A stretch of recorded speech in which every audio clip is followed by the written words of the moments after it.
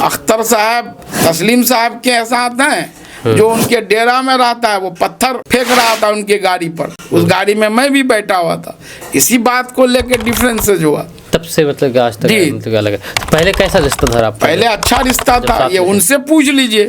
Sir राजनीति को अलावा आपका कोई और साइड बिजनेस है जिस ओ दीदी ओ दीदी ओ दीदी, और जो आदमी एक चौकीदार पर कार्रवाई नहीं कर पाया है अपने पूरे कैरियर में, वो आदमी मास्टर मुजाहिद पर सवाल करता है कि वीडियो कि आपकी शादी कब और कैसे हुई, और लव मैरिज थी या अरेंज मैरिज थी आपकी शादी? रोड में मेरे टाइम में 500 लगभग मुख्यमंत्री जीटीएस वाई सड़क बना है, बिहार में रिकॉर्ड है, कोई उठा के देख ले। कहूँगी कि ये एमयू का जो मसला है वो कभी हल होगा? ये बहुत ही अच्छा सवाल है। कहीं भी कोई घटनाएं होती हैं, हमारी माँ बहनें किनका नाम लेती है? मास्टर मुजाहिद। मास्टर मुजाहिद के पास कोई अलाउद्दीन का चिराग नहीं है। हम लोग मेहनत करते हैं, कोशिश करते हैं काम करने के लिए, और अपने पैसे से एम्बुलेंस तैयार करके उनके लाश को पहाड़ कट्टा में। रिजवान अहमद जी लिखते हैं कि कहीं मास्टर साहब आरजेडी में जा करके गलती तो नहीं कर दी एमआईएम छोड़ करके? हम एमआईएम में जाते तो बहुत अच्छे हैं, आरजेडी में गए तो अभी हम कौम के गद्दार हो गए।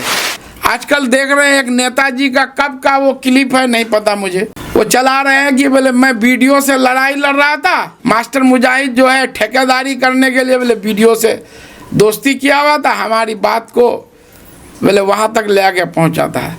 तो उस नेताजी को भी समझ होनी चाहिए, उनके वर्करों को। अन्य नेताओं को देखा जाता है कि हमेशा कुर्ता पाजामा पहन करके चलते हैं, नेताओं खास करके, लेकिन आपको देखा जाता है कि आप हमेशा टी शर्ट और शर्ट में रहते हैं। आप कुर्ता पाजामा क्यों नहीं पहनते नेताओं वाला? लोग इस तरह की बातें कर रहे हैं कि हिंदुओं का हितैषी मोदी जी है तो मुसलमानों का जो है अवैसी साहब हैं, तो सब लोग ये सोचने लगे 14% इस देश में मुसलमान हैं कि नहीं हम लोग मुस्लिम लीडरशिप डेवलप करेंगे तो क्या होगा, वो 86% वोट पोलराइज होने लगा कि मुझे एमएलए बनना है, एमपी बनना है, मंत्री बनना है, कि बहुत रुतबा हो जाएगा, बड़ा आदमी बन जाएंगे, लोगों पर रौब दिखाएंगे कि हमारे साथ बहुत है, ये है, हम बहुत। पावर सब स्टेशन आपका सिर्फ उस वक्त एक सराय था, मेरे आने के बाद मोधो बना, बिशनपुर बना, और जो है एक डेरा मारी में उस वक्त का सैंक्शन टेंडर हुआ, लेकिन जमीन के कारण वो नहीं बन पाया, वो भी बनने जा रहा है। आपको जाके बेलवा पंचायत में हटाकपड़ा में बना, या फिर कोई भी आदमी जो है मुझसे कभी भी मिल सकता है। ये जो एमएलए और पब्लिक के बीच की दूरी थी, इसको मैं खत्म करने का।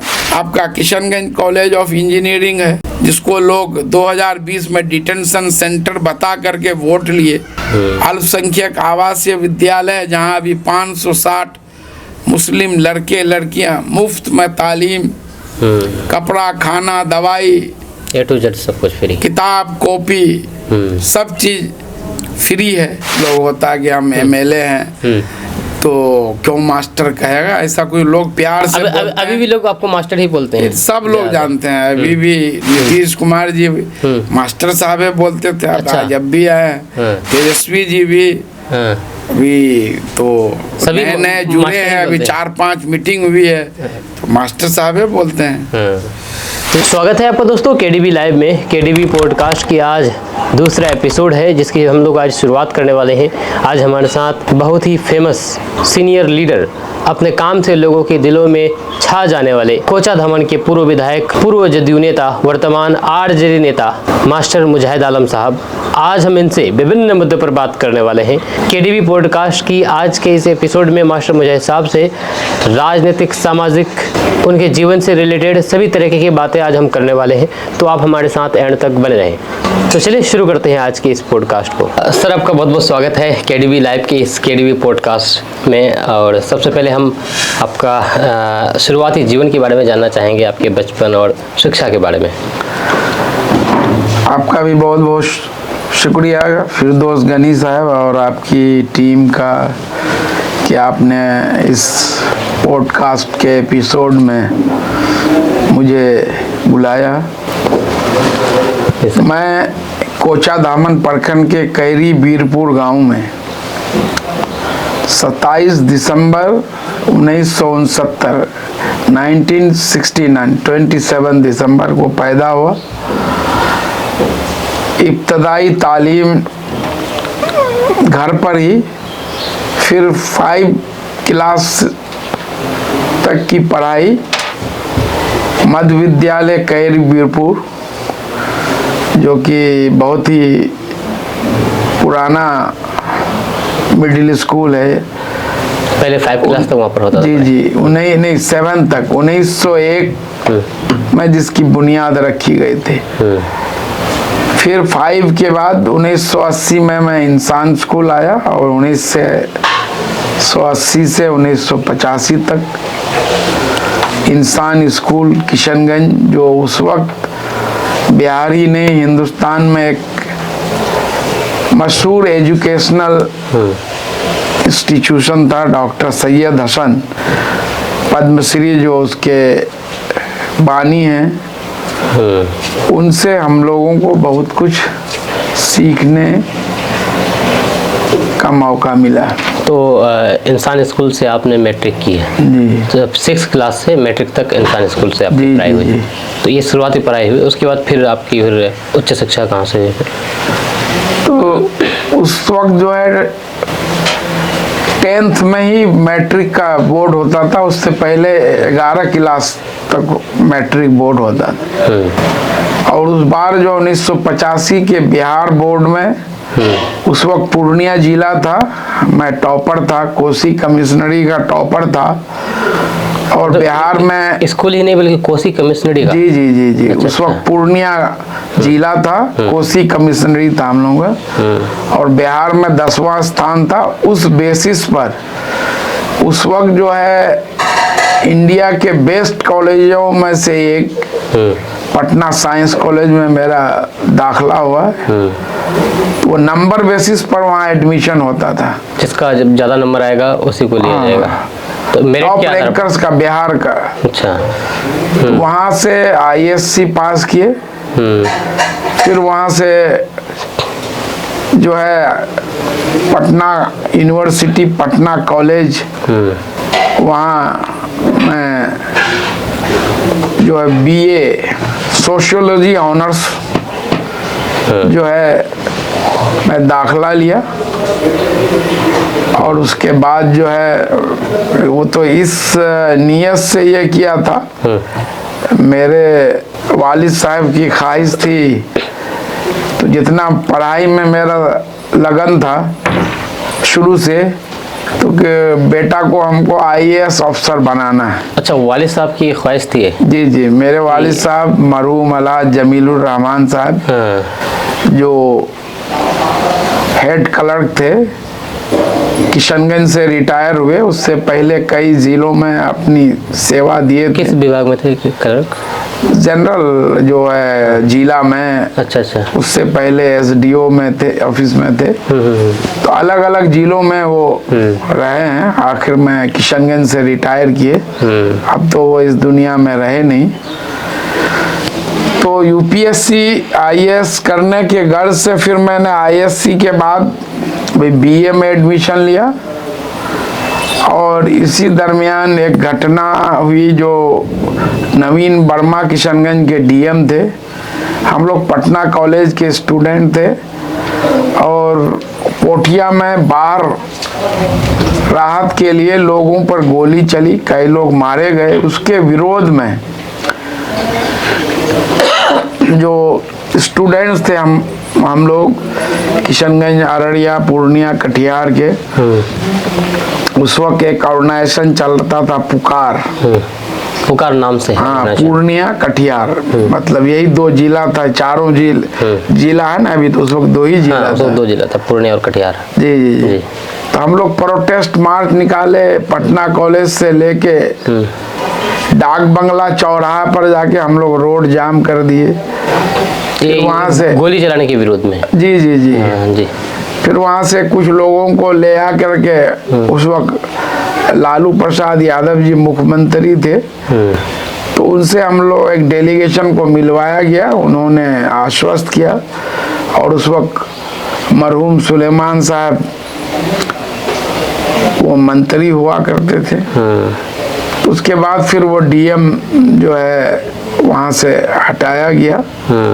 तो वहीं से थोड़ी बहुत राजनीति में दिलचस्पी शुरू हुई। और उसके बाद जब भी कोई अपने इलाके के स्टूडेंट पर कोई भी मामला हो, प्रशासन का हो या लोकल लड़के लोग जो है बदमाशी करते थे लॉज में जा करके, लॉज मालिक, तो उसको लेकर के हम लोग आवाज बुलंद किए। और फिर 1989 में मरहूम मौलाना असरारुल्लाह कासमी साहब पटना आए, यहाँ एक मीटिंग हुई। उनको 1985 में वो कांग्रेस से लड़े थे, चुनाव हार गए। फिर 1989 में जब इलेक्शन हुआ तो उनको टिकट नहीं देके टिकट जो है कांग्रेस का एमजे अकबर को। लड़के लोग हम लोग मीटिंग किए, मीटिंग करके हम लोग पटना से कैपिटल एक्सप्रेस से जो है पूर्णिया में उस वक्त जिला था तो नॉमिनेशन होता था, नॉमिनेशन में गए। फिर हम लोग लड़के लोग उस वक्त में एक जीप हायर करके पटने के, तो हम लोग जगह जगह कैंपेन करते थे। वहीं से राजनीति में डायरेक्ट शुरुआत हुई। फिर बाद में 94 में टीचर बने और फिर जो है तस्लीम साहब से जुड़ने का मौका मिला। शुरुआत तो मेरी मौलाना असरारुल्लाह कासमी साहब से है। और फिर 2010 में मैं जब टीचर था तो सीमांचल गांधी मरहूम तस्लीमुद्दीन साहब ने कहा कि भाई आप तुम नौकरी से रिजाइन कर दो, पॉलिटिक्स में आ जाओ जी, तुमको हम लोग जो है इस बार जो है कोचा धामन से चुनाव लड़ाएंगे। तो उस समय तस्लीम साहब जेडीयू में थे? जी, जेडीयू में शामिल हुए थे, जेडीयू में थे 2010 में। हाँ, कोचा धामन से मुझे टिकट मिला, बहादुरगंज से प्रोफेसर मसव्वर आलम साहब को और जोकीहाट से सरफराज आलम साहब को। तो आपकी राजनीति में एंट्री आप मतलब आपका जो इंटरेस्ट है उसी से जगी जब मतलब गोली चली लोगों पर, बाढ़ प्रेत जी, वहीं से शुरुआत हुई। उससे पहले मुझे राजनीति से दूर दूर तक कोई लगाव नहीं था। तो सब लोग जानते थे कि ये पढ़ने वाला लड़का है, कुछ करेगा, बाद में बड़ा करेगा। जैसे कि पिताजी ने आईएएस बनने की जी सपना देखा था। तो आपका सपना था ऐसा, मतलब कुछ ख्वाहिश था कि नहीं आईएएस बनना है पिताजी का? नहीं, जब था तो मेरी भी शुरुआत में ये थी कि नहीं मुझे करना है, मैं इसको कर सकता हूँ। तो उसके लिए कुछ तैयारी शुरुआत की थी आपने? नहीं, शुरू में तो जैसे मैट्रिक के बाद ही उसी लाइन पर तैयारी शुरू की है, जैसे जीएस, जनरल स्टडीज वगैरह और सब। अच्छा, आईएएस की तैयारी भी शुरू कर दी है? हाँ, मैंने तो शुरू से ही एक बैक आप तो नहीं न कर सकते हैं, लेकिन जो आपको मैं पहले घटनाक्रम बताया उसके बाद से बिल्कुल चेंज हो गया। उस वक्त ये लगा, उससे पहले हम समझते थे कि आईएएस ही सब कुछ है। जब ये घटना हुई, प्रोटेस्ट किए, जब गए लालू प्रसाद यादव जी के यहाँ, बड़े बड़े आईएएस हाथ जोड़ के खड़े हैं, यस सर, ये नो सर, यही। तो देखा कि भाई ये तो आईएएस कुछ भी ये नौकरशाह है, असल तो मालिक तो जनता का जो चुनाव हुआ जो प्रतिनिधि है वही होता है। तो सर उसमें कौन सा साल था जब लालू प्रसाद यादव जी से मिले थे इसको लेकर के, इस मामले को लेकर के? ये एग्जैक्ट मैं बता रहा हूँ 90 से 95 के बीच में ही हुआ।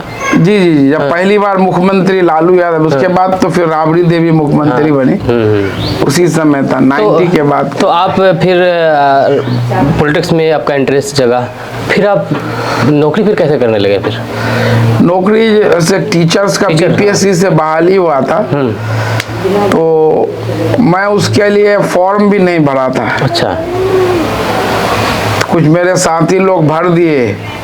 अच्छा। और जो है कि आगे पीछे रोल नंबर हो जाएगा तो हम लोगों को कुछ मदद मिल जाएगी।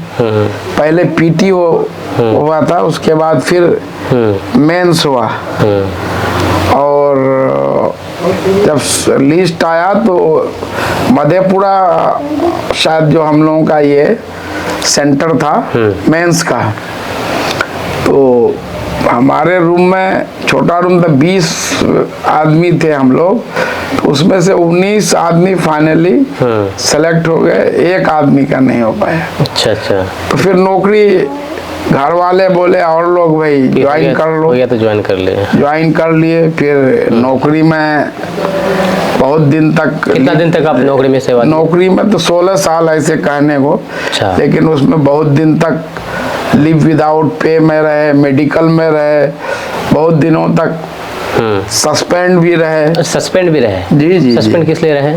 सस्पेंड इसलिए रहे कि उस वक्त तस्लीम साहब और मेरी जो है वाइफ पंचायत समिति से निर्विरोध जो है पंचायत समिति चुनी गई थी। तो लोगों का यह कहना था कि आप प्रमुख के लिए लड़िए, तो मैं वाइफ प्रमुख के लिए खड़ी हुई और पूरा प्रशासनिक तंत्र लग करके उस वक्त जो है आपका 2 वोट से हार गई। 2 वोट से? हाँ, उसके बाद जो है फिर 6 महीने के अंदर जो प्रमुख बने थे, अभी जो वर्तमान विधायक हैं इजहार हस्बी साहब, उनका दामाद सादिक अंजुम, तो 6 महीने के बाद ही उसको नो कॉन्फिडेंस से उसको हटा दिया गया। अच्छा। नो कॉन्फिडेंस से हटा दिया तो उस वक्त उप प्रमुख रामकिशन ऋषिदेव जी थे, वो थे। इस बीच में चुनाव वगैरह हुआ नहीं, क्योंकि बहुत प्रशासनिक दबाव था। और उसके बाद जो है डीएम एक चिट्ठी निकाल दिए बिना प्रमुख का चुनाव कराए हुए कि कोचाधामन में प्रमुख का पद नहीं रिक्त रहने के कारण विकास कार्यों में बाधा उत्पन्न हो रहा है, और तत्काल सादिक अंजुम से प्रमुख का कार्य लिया जा सकता है। के सेंथिल कुमार डीएम थे, वो प्रवीण कुमार झा जिला पंचायती राज पदाधिकारी थे, उन पर बहुत ज्यादा दबाव दिया। ये सब नाम भी आपको याद है सर? उतना जी जी सब याद है। अच्छा। तब उसके बाद जो है हम लोग रामकिशन ऋषिदेव को लेके डीएम के खिलाफ पटना हाई कोर्ट में केस किए। उसी केस में डीएम पर स्ट्रिक्चर पास हुआ कि कोई ऐसा हिंदुस्तान में कानून संविधान नहीं है कि जो प्रमुख को नो कॉन्फिडेंस से हटा दिया गया हो उसको फिर से एक चिट्ठी जारी करके फिर से प्रमुख के पद पर बढ़ाया गया हो। तो उस पर उन पर स्ट्रिक्चर पास हुआ, तो उसी इसमें ये मेरे पीछे लगे हुए थे, कभी यहाँ से वहाँ ट्रांसफर ये करे। हम तो ये दे एक झूठा किसी से लिखवा दिए कि ये एज ए टीचर राजनीति करते हैं, तो के सेंथिल कुमार सस्पेंड कर दिए और बर्खास्त करने के लिए भी फाइल मंगाए। लेकिन जो है उस वक्त जो है मंसूरी साहब जिला शिक्षा अधीक्षक, डीओ नहीं होता था जिला से, तो उनको कहा कि इसको डिसमिस कर दीजिए। तो उन्होंने कहा कि भाई ये कानूनन गलत है, आप पहले उसको सस्पेंड किए हैं, तो फिर उसी इसमें उसको बर्खास्त कैसे कर सकते हैं? कोई ऐसा तो मैंने कारण नहीं है। ठीक है, तो हो गया। मैं सस्पेंशन वैकेट भी नहीं कराया, वो ऐसे ही रह गया, ना वो पैसे कभी लिए ना आज तक लिए। उसके बाद फिर उसके बाद जो है राजनीति में आ गया?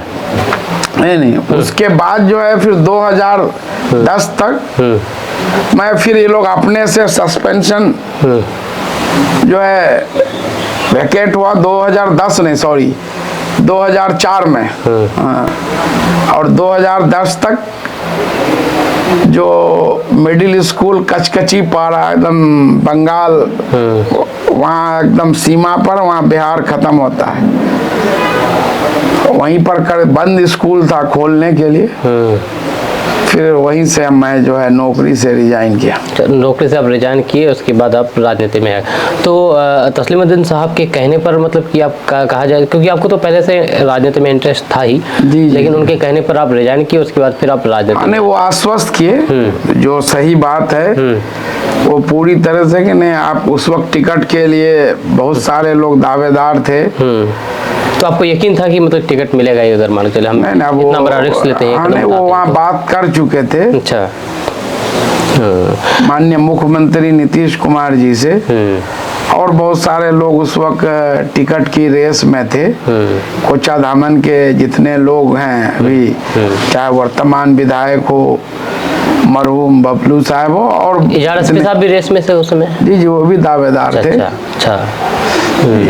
सर, हम जानना चाहेंगे, आप मास्टर के नाम से भी जानते हैं, आपको लोग जानते हैं, तो मास्टर नाम मतलब कि पढ़ने के पीछे का कारण वही टीचर ही होंगे जब आप टीचर थे? तो उसकी आपके जीवन पर कोई असर पड़ा सर इस नाम को लेकर?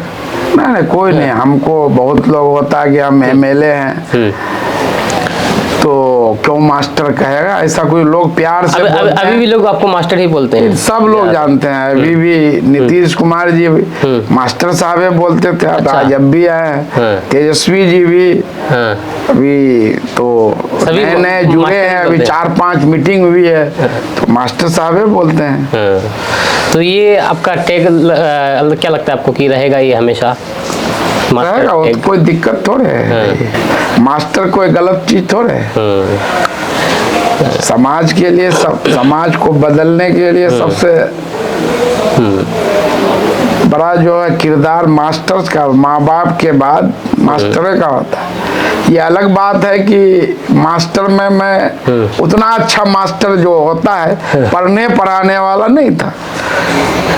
सबका इंटरेस्ट तो राजनीति में था। जी। तो आप कभी सोचे थे कि जब अगर मान के चले तस्लीमुद्दीन साहब नहीं बोलते, आपको प्रेरित नहीं करते आने के लिए, तो आप कभी सोचे थे कि हम जाएंगे, रिजाइन करेंगे, अपने से राजनीति में उतरेंगे? नहीं, ये तो था ही। तो हम सोच रहे थे कि 20 साल नौकरी हो जाएगा तो उस वक्त हम VRS ले सकते हैं। VRS लेने से उस वक्त पेंशन भी मिलता है। तो लेकिन हम तस्लीम साहब का हुक्म हुआ तो 16 साल में ही रिजाइन कर दिए। अच्छा, आप जब कोचाधामन के विधायक रहे तो विधायक कार्यकाल के दौरान कोई ऐसी आपकी उपलब्धियां या चुनौती, इसके बारे में थोड़ा शेयर कीजिए कि कोई बहुत सारे कोई ऐसा काम किया हो जो काफ़ी उपलब्धि हो और आप उसको हमेशा याद रखेंगे, और कोई काम करते वक्त या फिर विधायक कार्यकाल में कोई चुनौती आपके सामने पेश आई हो जिसको आपने हल किया है? मैं तो हर चुनौती को अपॉर्चुनिटी के रूप में लिया।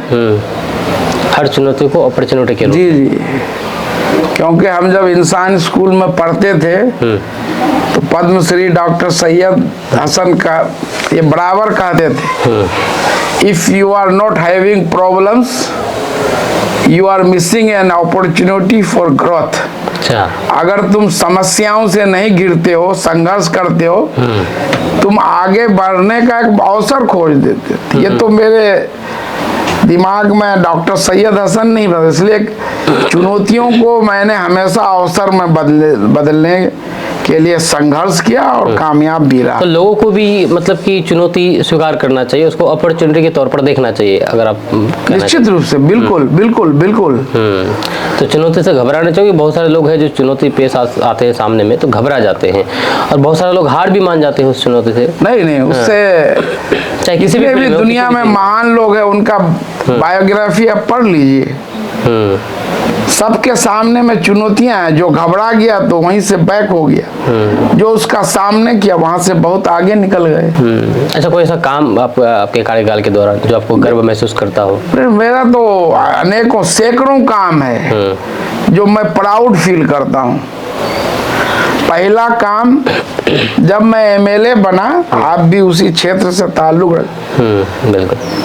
पहले ये समझते थे लोग कि जो है एमएलए बहुत ऊंची चीज है, उसका काम पब्लिक के सुख दुख को शेयर नहीं करना है। उसका काम सिर्फ विधानसभा में जाके कानून बनाना, ये करना है। और ये परसेप्शन बनाया गया था। अच्छा, तो परसेप्शन किसके, नेताओं के द्वारा ही बनाया गया था? एकदम। कोई भी जो मुझसे पहले थे, कोई भी उनको कहते थे तो बोले मेरा ये काम नहीं है। अच्छा, हमको आप लोग जिता के विधानसभा न भेजे हैं, इस तरह की बात है। जी जी जी। मैं पहला व्यक्ति था जो समाज के अंतिम पायदान पर, मतलब जो गरीब है, मजलूम है, वहां तक पहुंचने की कोशिश किया खुद से, फोन से, या फिर कोई भी आदमी जो है मुझसे कभी भी मिल सकता है। ये जो एमएलए और पब्लिक के बीच की दूरी थी, इसको मैं ने खत्म करने का। बिशनपुर में एक प्रोग्राम था, वहाँ क्राइम की घटनाएं बराबर होती, जानते हैं जिले की सबसे बड़ी मंडी है। तो बिशनपुर ओपी का उद्घाटन था, तो हम लोग गए थे, पुलिस अधीक्षक, डीएम, मरहूम सांसद मौलाना असरारुल हक कासमी साहब। तो बिशनपुर के एक व्यापारी मुन्ना अग्रवाल जी, जब उनको दिया गया तो वो चीज़ मुझे आज भी याद है। तो वो अपने संबोधन में बोल रहे थे कि हम लोग पहले ये समझते थे कि विधायक, एमएलए बहुत ऊंची चीज है, वो आम जनता की पहुंच से बाहर है। मुन्ना अग्रवाल जी आज भी जीवित हैं, हयात से हैं, बिशनपुर के कारोबारी हैं। तो वो ऑन रिकॉर्ड पब्लिक गैदरिंग में कभी वो लोग वो ये बात बोले, तो मुझको लगा कि नहीं, जो मैं कर रहा हूँ तो इसका रिजल्ट आ रहा है। वो बोले कि इनके एमएलए बनने के बाद ऐसा लगा कि भाई एमएलए भी तो हमरे जैसा आदमी है, हम लोग जब चाहे मिल सकते हैं, उनसे बात कर सकते हैं, अपनी समस्याएं रख सकते हैं। एक तो वो हो गया। जब मैं एमएलए बना तो कोचा धामन में 150 ऐसे गांव टोले थे जहां तक बिजली नहीं पहुंची थी। 150 गांव टोले।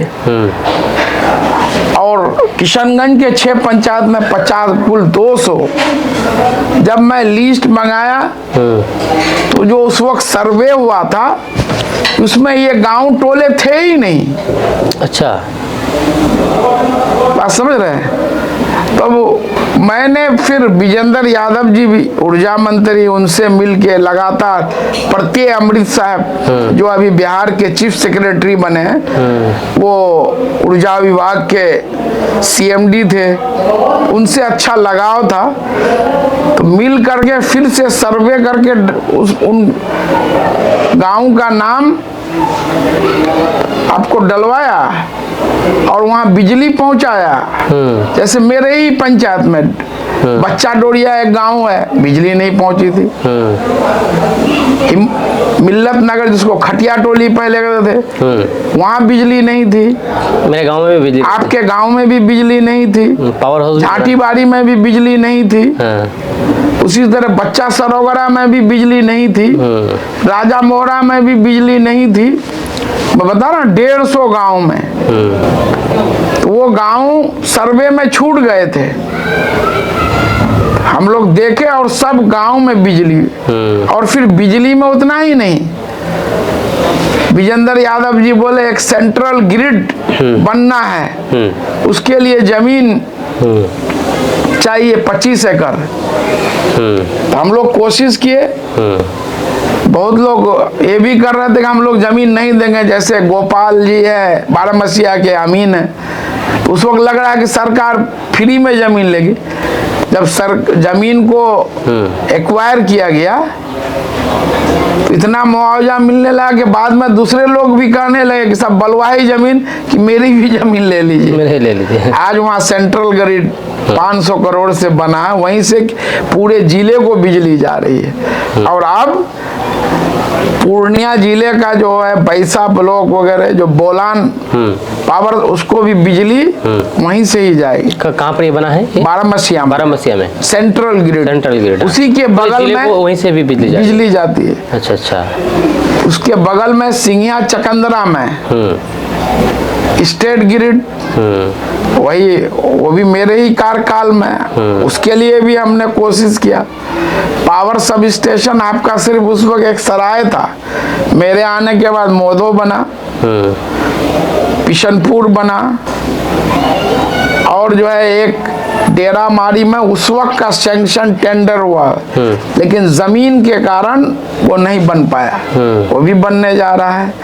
आपको जाके बेलवा पंचायत में हटाकपड़ा में बना, आपको जाके महनगांव में मरवा टोली में बना। तो कोई भी उस वक्त मेरे टाइम में कोई विधानसभा में 6 power sub station, central grid, state grid Bihar में कहीं भी कोई भी विधानसभा में नहीं है। लेकिन वो सब चीज को मैं प्रयास करके ले गया। आपका किशनगंज कॉलेज ऑफ इंजीनियरिंग है, जिसको लोग 2020 में डिटेंशन सेंटर बता करके वोट लिए। अल्पसंख्यक आवासीय विद्यालय, जहां अभी 560 मुस्लिम लड़के लड़कियां मुफ्त में तालीम, कपड़ा, खाना, दवाई, A to Z सब कुछ फ्री, किताब, कॉपी, सब चीज फ्री है।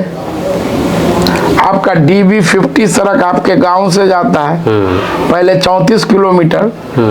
बूढ़े बुजुर्ग बोलते थे कि DB50 मतलब आधा, कभी ये पूरा नहीं होगा, 100% नहीं होगा। उसको 100% में 155 करोड़ से, उसमें नहीं 10 किलोमीटर ऐड करवाया उसको, बिशनपुर, कैरी बीरपुर पंचायत। अभी 44 किलोमीटर सड़क जी जी बना है। चैनपुर से असुरा 44 किलोमीटर है।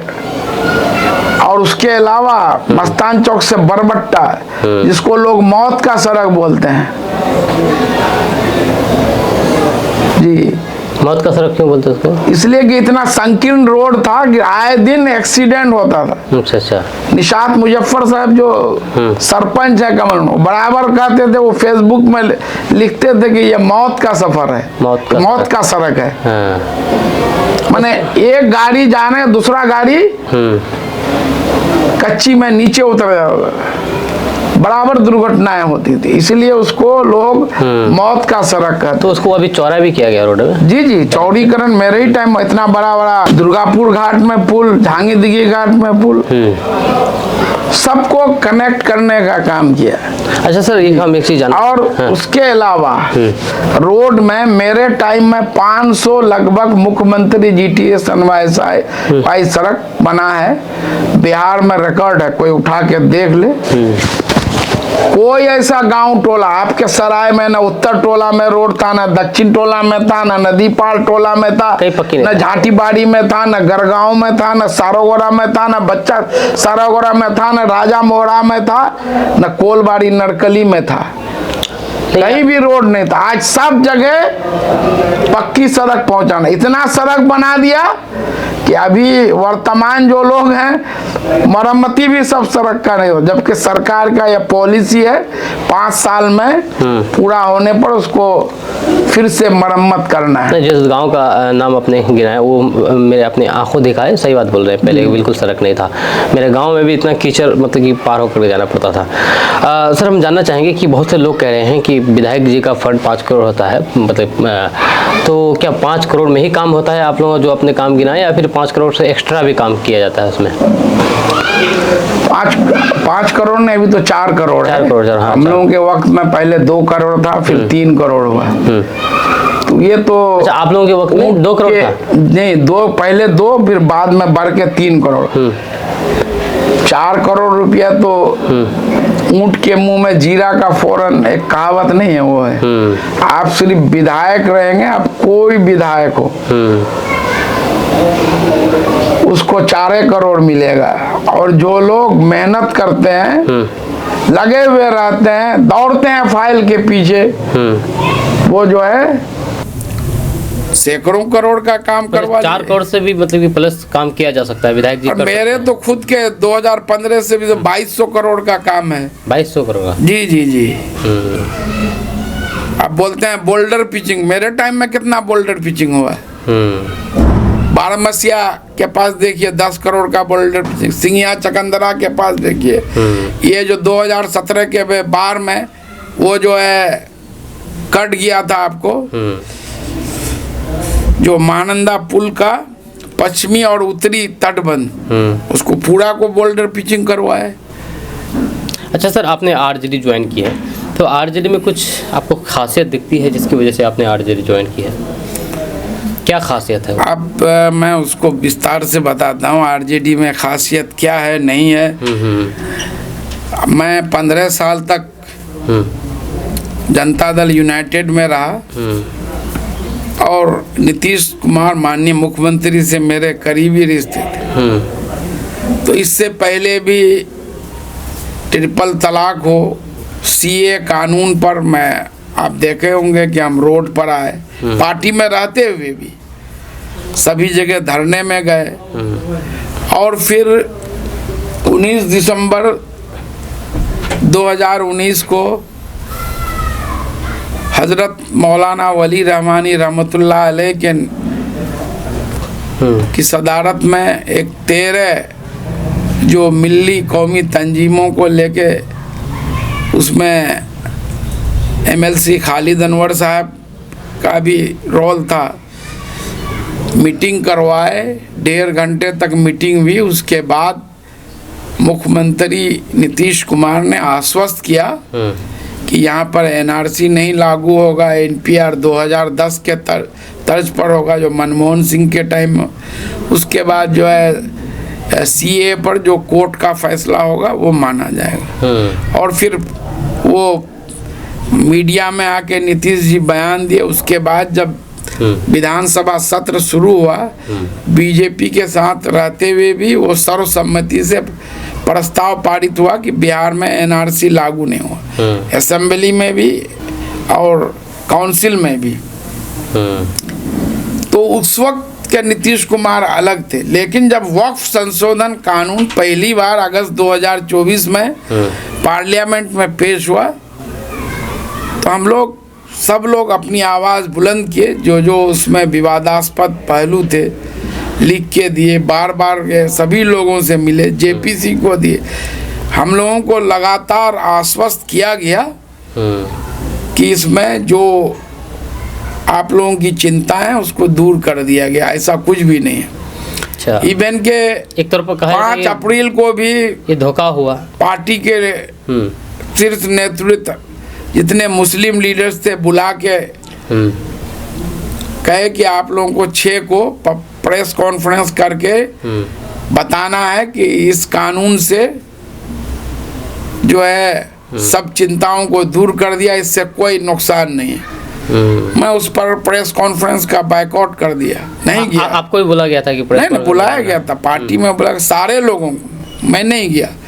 और वहीं से मुस्लिम नेताओं को बुला गया था या फिर सभी लोगों को? नहीं, सिर्फ मुस्लिम नेताओं को। अच्छा, हाँ, जो सीनियर लीडर्स थे उनको बोला गया। हाँ, एक प्रेस कॉन्फ्रेंस हुआ था। जी, मैं गुलाम रसूल बलियावी सब लोग थे वहाँ पर। जी, जिसमें सवाल पूछ रहे हैं तो लोग जो है कोई जवाब नहीं दे रहे हैं, सिर्फ अपनी बात कह के सब जा रहे हैं। उसके बाद जो है मैं वहीं से दिल्ली गया, वहाँ वक्फ संशोधन कानून के खिलाफ मैं याचिका दायर किया। आप देखे होंगे 6 डेट में 6 दिन मैं दिन भर कोर्ट में नंबर 1 में खड़ा रहा और अब तो सुनवाई पूरी हो गई, उसका जजमेंट भी आना है। इस बीच में फिर SIR 2025 विशेष गहन मतदाता सूची पुनरीक्षण ठीक चुनाव से पहले बिहार में सिर्फ लाया गया, जो कि इलेक्शन कमीशन बीजेपी के दबाव में एक कोशिश, जो वोट चोरी का आरोप है वो भी एक वोट चोरी का एक हिस्सा है। 65 लाख लोगों का नाम काटा गया, जिसमें बहुत सारे जीवित हैं, मृत लिस्ट में हैं, जिसको हमने खुद सामने लाया। 23 आदमी का खुद मैं शपथ पत्र माननीय सर्वोच्च न्यायालय में दिया। उसमें भी हम लोग सुप्रीम कोर्ट गए। और उसके बाद मैं पार्टी से 19 अप्रैल को रिजाइन दिया। वक्फ संशोधन कानून का सुनवाई के बाद रिजाइन किया 19 अप्रैल को।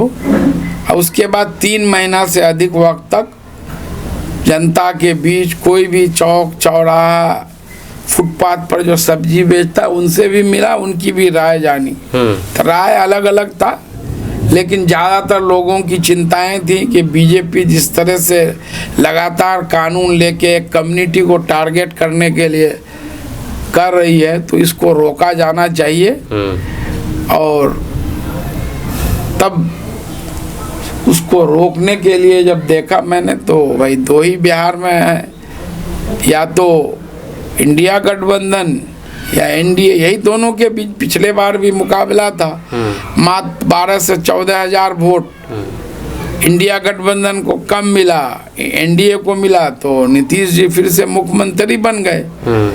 तो इस बार परिस्थिति अलग है, नीतीश जी के हाथ में अभी चीज़ें नहीं है। आप देख रहे होंगे जिस तरह से उप मुख्यमंत्री सम्राट चौधरी हो, गिरिराज सिंह हो, एक बाचौल एमएलए या और लोग हैं, जिस तरह से एक कम्युनिटी को टारगेट करने के लिए बोल रहे थे। जब नीतीश कुमार जी के हाथ में फुल कंट्रोल, तो कोई बोल नहीं सकते थे। इससे पहले भी उप मुख्यमंत्री एक बार बोले थे कि बिहार में यूपी के तरह जनसंख्या नियंत्रण कानून लाना चाहिए। नीतीश जी दूसरे दिन ही मीडिया में आके बोले हम कानून ला करके जो है जनसंख्या को कंट्रोल नहीं करेंगे। लेकिन आज चीजें अलग हैं, आज इतना सारा मामला हो रहा है, आप नहीं देख रहे होंगे कि कहीं किसी चीज पर। अच्छा, नीतीश कुमार जी, आप जैसे कहा कि नीतीश कुमार जी कंट्रोल में नहीं है, तो नीतीश कुमार जी खुद से कंट्रोल से हट गए हैं या फिर उसको हटा दिया गया है कंट्रोल से? उनको हाईजैक कर लिया कुछ लोग जो बीजेपी से बहुत ज़्यादा करीबी हैं, इन लोगों ने उनको हाईजैक कर लिया है। न उनको मीडिया के सामने आने देते हैं, न उनको किसी से मिलने देते हैं। क्या अगर कोई मिलने गए होंगे तो तुरंत बस अभी कुछ बोले ही नहीं है कि उनको फिर चलिए कोई कागज है तो दे दीजिए। क्या कारण है कि पहले जहाँ पर नीतीश कुमार जी खुद सारे फैसले लेते थे, खुद सर्वश्रेष्ठ में जो भी फैसला होता सारा चीज़ उन्हीं का होता था, लेकिन आज उनको कंट्रोल कोई दूसरा कर रहा है? आखिर कैसे? यही वजह है पार्टी छोड़ने की जो है, जब तक वो लगे कि नहीं ये हर चीज ये है इनके कंट्रोल में। और जब मैं बहुत क्लोजली चीज़ों को देखा हूँ, जब लगा कि नहीं अब इनके हाथ से बाहर है, जितने भी जो सांप्रदायिक ताकतें हैं ये लोग इनको घेरे हुए, इनको हाईजैक कर लिए, जिसके कारण जो है जो वो सही फैसला नहीं ले पाते हैं। तो इसलिए जब मैं ये किया तो आरजेडी को ऑप्ट किया, इसलिए कि सबसे बड़ी पार्टी है, 80 एमएलए थे, अभी के विधानसभा में 80 एमएलए हैं और सबसे बड़ी पार्टी है। और पिछले बार कुछ वोटों से चूक गए थे, महागठबंधन का मुख्यमंत्री का चेहरा है, इसीलिए मैंने आरजेडी को ऑप्ट किया। अभी देश के सामने जो सबसे बड़ी चुनौती है संविधान को बचाने की, आज जितनी भी इंस्टीट्यूशंस हैं, चाहे सीबीआई हो, इनकम टैक्स हो, इलेक्शन कमीशन हो, ईडी हो, कोई भी स्वतंत्र रूप से काम नहीं कर रहा है, सबको हैक कर लिया गया है। सारे फैसले पीएमओ से होते हैं सब। तो इसलिए ऐसी ताकतों को रोकना है। 2025 का इलेक्शन पर पूरे देश और दुनिया की नजर है। अगर यहाँ महागठबंधन तेजस्वी यादव जी के नेतृत्व में 2025 फतेह कर लेता है, तो निश्चित रूप से 2029 में राहुल गांधी जी के नेतृत्व में जो है देश फतेह करेंगे। कैसे? क्योंकि ये स्टेट लेवल का चुनाव है और वो सेंट्रल लेवल का चुनाव है, तो इन दोनों में तो डिफरेंट, काफ़ी ज़्यादा डिफरेंट होता है। नहीं, डिफरेंस लोगों का आप नहीं देख रहे हैं। जिसको ये भाजपा वाले पप्पू कह रहे थे, आज उनके प्रति आम जनता का विश्वास कितना बढ़ा है। अभी अब जो वोटर अधिकार यात्रा हुआ, उसमें कितना जन समर्थन मिला राहुल गांधी को, तेजस्वी यादव जी, उससे भी बीजेपी गड़बड़ाए। दूसरी बात, आप खुद सोशल मीडिया से जुड़े हुए हैं, चीज़ों को बहुत माइन्यूटली देखते हैं। आप देख लीजिए, आज एक्स हो, इंस्टाग्राम हो, आपको फेसबुक पेज हो, कहीं भी आप देख लीजिए, राहुल गांधी का जो पोस्ट होता है या एक्स पर जो उसका होता है, इंस्टाग्राम पर, उसको कितने लोग व्यू देते हैं, कितने लोग लाइक करते हैं, कमेंट करते हैं, शेयर दोनों के और मोदी जी का पहले एक छत्र राज था। हाँ। आज दोनों का कंपैरिजन कर लीजिए। क्या लगता है कि मोदी जी पर से लोगों का भरोसा टूट गया? मतलब पहले निश्चित रूप से कितना आप झूठ परोसिएगा, कितना जुमलाबाजी करिएगा। यहाँ तो मोदी जी कह रहे हैं कि 2047 तक चलेगी हमारी सरकार। अब बोलने के लिए कुछ नहीं ना, प्रजातंत्र, कितना दिन लोगों को ठगिएगा, कितना दिन लोगों को झूठा सपना दिखाइएगा। अभी नहीं देखिए ना, अब उस यात्रा को बदनाम करने के लिए भारतीय जनता पार्टी ने क्या किया, अपने ही एक कार्यकर्ता रिजवी को, उस मंच पर न राहुल गांधी थे, न तेजस्वी यादव जी थे, न मांग, रोड साइड में कोई जिंदाबाद के लिए अपना वोट चोर, गद्दी चोर के लिए जगह जगह मैं भी यात्रा में शामिल था, जो लगा हुआ था, जो गाली वाला जो मामला है, गाली वाला, तो वो रिजवी जो है, खुद आप देखे हो ना, बाद में आया उसका बीजेपी का गमछा पट्टा ओढ़े हुए, कह रहे जुड़े हुए, वो नहीं, वो दूसरा है, वो कोई मतलब मध्य प्रदेश। वो ऐसे ही वो लोग बात को बनाने में, तो उससे ज्यादा कोई है क्या। और फिर जिसने गाली दिया उसकी वहाँ पब्लिक पिटाई भी किया। एक आदमी गाली दिया, दूसरा आदमी वीडियो बनाया और उसी को वायरल किया। जो पिटाई वाला नहीं दिखाया, फिर उस पर केस हुआ, वो जेल में बंद है। कोई भी माँ की गाली किसी को देता है, चाहे प्रधानमंत्री हो, एक आम जनता की माँ हो, ये सही नहीं है ना, ये सही नहीं है, ये गलत है, उस पर कार्रवाई होनी चाहिए। लेकिन प्रधानमंत्री मोदी जी को अपने गरेबा में भी झांकना चाहिए।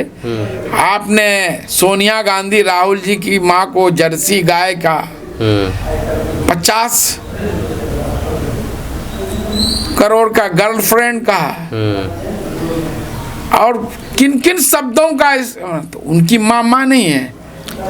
आपने तो देखा इसी यात्रा में राहुल गांधी 4 लड़का जो है काला झंडा दिखा रहे थे, भारतीय जनता पार्टी, उसे कि लोग उग्र हो, राहुल गांधी रोक करके उनको अपने गाड़ी में बुलाए, उनसे बात किए, फिर उन लोगों को टॉफी भी दिए।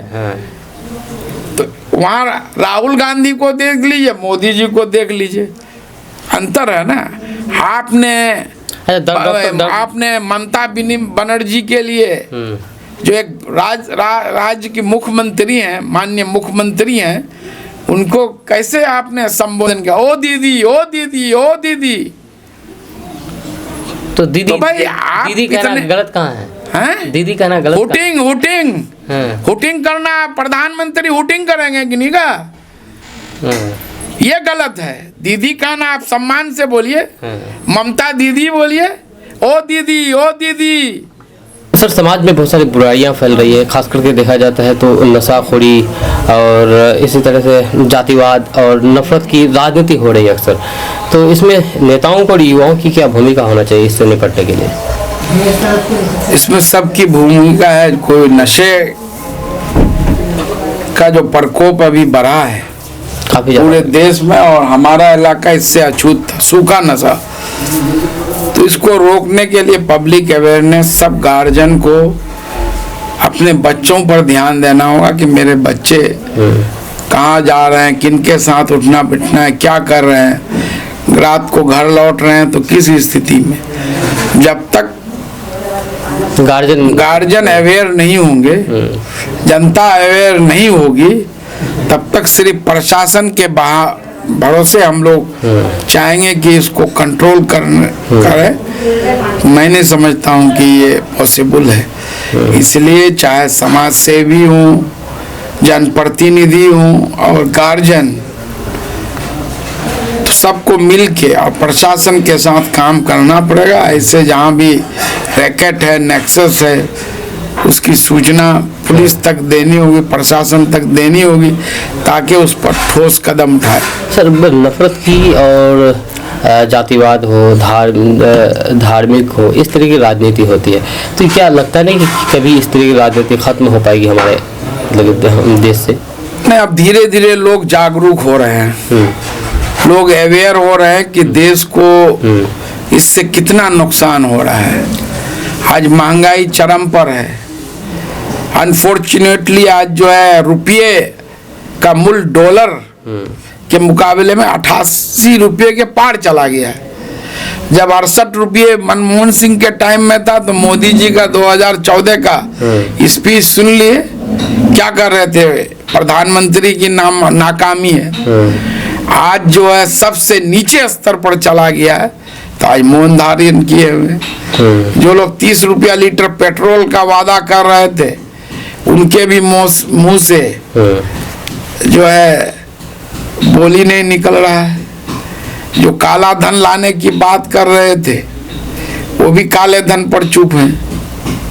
अच्छा सर, हम आपसे सवाल करना चाहेंगे नेक्स्ट सवाल कि अगर आपको फिर से दोबारा मौका मिलता है प्रतिनिधि के तौर पर एक किसी पद में जाने के बाद, तो आपका कौन सा मुद्दा है जिस पर आप काम करना चाहेंगे?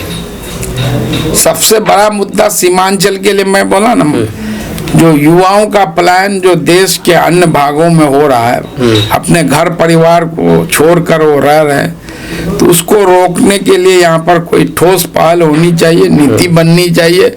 यहाँ पर इंडस्ट्रीज का जो है इस्टेब्लिशमेंट होना चाहिए। इंडस्ट्रीज तो अब जो है प्राइवेट सेक्टर में कर दिया गया सारे इंडस्ट्रीज को, तो सरकार की पहल होगी, सस्ती बिजली, मुफ्त में ज़मीन, सुविधाएं देंगी तो निश्चित रूप से फॉरेन डायरेक्ट इन्वेस्टमेंट भी होगा और देश की जो बड़ी बड़ी कंपनियां उसके लिए जो है यहाँ इन्वेस्ट करेगी। उसके लिए सड़क और जो बिजली, तो उस पर तो काम हो चुका है और अच्छा माहौल कि ऐसा कि जिससे उसको कोई दिक्कत नहीं हो। ये सारा कुछ यहाँ सस्ती बिजली है, सस्ते में मजदूर उपलब्ध हैं, तो इस पर सबसे ज़्यादा काम किया जाना चाहिए। उसके अलावा जो नदियाँ नेपाल की तराई से निकलती हैं, हर साल बाढ़, नदी कटाव से लोग त्रस्त होते हैं और सुखाड़ में जो सुखाड़ का सामना, इसका अगर सही प्रबंधन मैनेजमेंट किया जाए तो ये नदियां जो आज हमारे लिए क्षेत्र के लिए अभिशाप है, वो आगे आने वाले दिनों में वरदान साबित हो। उनके पानियों का मैनेजमेंट करके उससे पनबिजली भी उत्पादन किया जा सकता है और उससे जो है सिंचाई भी हो सकता है। ज़्यादा फ्लड अगर नदी में आता तो उसके पानी को दूसरे नदियों में भी डाइवर्ट किया जा सकता है, जिसको वाटर मैनेजमेंट कहते हैं। सर, अब आपसे जानना चाहेंगे, आपके सियासी गुरु तस्लीमुद्दीन साहब जब इस दुनिया में नहीं है, मरहूम तस्लीमुद्दीन साहब, उनको कुछ लोग सीमांचल के गांधी कहते हैं और कुछ लोग नहीं भी कहते हैं। आपका इसके बारे में क्या कहना है सर? अरे ठीक है, नो डाउट तस्लीमुद्दीन साहब सीमांचल के गांधी कहते हैं तो निश्चित रूप से उसके हकदार हैं। लोगों को जगाने का काम उन्होंने ही किया। जो प्रशासन का जो जुल्म होता था और लोगों का, बड़े बड़े लोगों का, उसके खिलाफ में पहली बार वही आवाज़ बुलंद किए। मौलाना असरारुल हक कासमी साहब भी बहुत काम किए, कोशिश किए, नेक दिल इंसान थे, तो वो भी मेरे गुरु रहे हैं, ये भी मेरे गुरु, दोनों हमारे राजनीति की प्रेरणा मैंने इन दोनों से ही ली है। अच्छा सर, हमेशा आपको देखा जाता है, अन्य नेताओं को देखा जाता है कि हमेशा कुर्ता पाजामा पहन करके चलते हैं, नेताओं खास करके, लेकिन आपको देखा जाता है कि आप हमेशा टी शर्ट और शर्ट में रहते हैं। आप कुर्ता पाजामा क्यों नहीं पहनते नेताओं वाला? अब मैं सोचता हूँ कि कुर्ता पाजामा पहनने का मतलब है कि आप जनता से अलग दिखने लगे। अच्छा। मैं नेता हूँ, तो मैं ये चाहता हूँ कि भाई मैं भी आप जनता में से हूँ, आपके जैसा हूँ, आप में और मेरे में कोई फर्क नहीं है, कोई अलग difference नहीं दिखी है इस हाँ तरह से। बस वही है। और बाकी तो कहा जाता है कि नेताओं की ये पहचान है कुर्ता पाजामा, सफेद कुर्ता सफेद पाजामा, बिल्कुल पूरा सफेद सफेद ऊपर से नीचे तक। पूरा क्रीच वाला। हाँ, तो आपको मतलब इसलिए आप नहीं पहनते हो? जी जी जी नहीं पहनते। एक बार मैं बता रहा हूँ, विजेंद्र यादव जी जो अभी माननीय ऊर्जा मंत्री हैं, तो वो हमको एक बार वो टोक दिए, भाई आप नेता हैं, इस तरह का कपड़ा शर्ट टी शर्ट, तो बोला हम नहीं पहनते हैं। तो बोला एक बंडी पहन लिया करो। बंदी? बंडी अच्छा, जो आप पहने हुए हैं। हाँ, हाँ। तो तब से हम बंडी पहनते हैं, कभी कभी पहन लेते हैं बंडी। लोगों को राजनीति क्यों करना चाहिए और कैसे करना चाहिए, इसके बारे में थोड़ा टिप्स दे दीजिए, क्योंकि बहुत सारे लोग चाहते भी हैं कि राजनीति में आए, करना चाहिए। हर चीज का एक गोल होता है ना। आपने अगर सोचा है कि मैं राजनीति में आऊं, तो उसका पहले गोल सेट कीजिए। बिना कुछ एम के उसके लक्ष्य तक पहुंचना बहुत मुश्किल, नामुमकिन है। एक अंग्रेजी का प्रोवर्ब है, life without any aim of life is like a ship without rudder. बिना मकसद के जिंदगी उस नाव के तरह है जिसमें पतवार नहीं है। जिस नाव में पतवार नहीं है वो कभी भी नदी के भंवर में डूब सकती है। अपने उनका लक्ष्य है कि नदी का दूसरा किनारा बिना पतवार के वो जा पाएगी, नहीं जा पाएगी। तो इसलिए आदमी को एक एम होना। आपका अगर एम है कि मुझे राजनीति में आना चाहिए, तो राजनीति में एक त्रिस्तरीय पंचायत है या उससे ऊपर एमएलए एमपी बनना है। तो अभी जो आपके सामने में जो उस पद पर है, समझ गए, तो जो उस पद पर है उनको वो कितना मेहनत करते हैं, कितना काम करते हैं, लोगों की खिदमत करते हैं, सेवा करते हैं, उसको आप टारगेट कीजिए और उससे ज्यादा आप लोगों के लिए खिदमत सेवा, ये तो बिना पैसे के है, आप कर सकते हैं। तब जब समय आएगा तो क्या होगा, आपकी आंधी चलेगी। जो वर्तमान में है तो एक लगा हुआ पेड़ है, उसका जड़ नीचे तक है, जब समझ रहे हैं, उसमें बहुत सारा चीज, उसके पास रिसोर्सेज है, पैसे है, सब कुछ है। तो उसको गिराने के लिए, उखाड़ के फेंकने के लिए तेज आंधी चलाना पड़ेगा। तो आपको उससे कई गुना मेहनत, सेवा, खिदमत करना होगा। और मैं राजनीति में सिर्फ विकास से ही नहीं जोड़ा, खिदमत से। मैं चुनाव जीता तब भी, चुनाव हारा तब भी। मुझसे पहले लोग कहते कि एमएलए का ये काम नहीं है, लेकिन हमने उन सब दूरियों को खत्म किया। आज कहीं भी कोई घटनाएं होती हैं, हमारी माँ बहनें किनका नाम लेती है, मास्टर मुजाहिद। तो मास्टर मुजाहिद के पास कोई अलाउद्दीन का चिराग नहीं नजर। हम लोग मेहनत करते हैं, कोशिश करते हैं काम करने के लिए।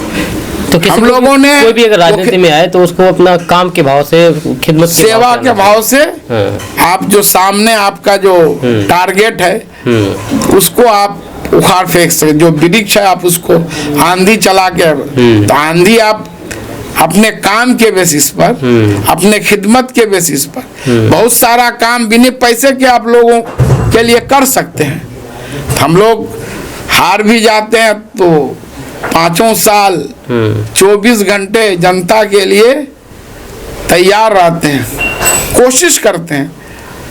बहुत लोग बहुत तरह की बात बोलेंगे, कोई बयान दे देगा, इसका लाश तो ऐसे आ गया, वो तो ऐसे ही बोले, सरकार फलाना आदमी कानून बना दिया।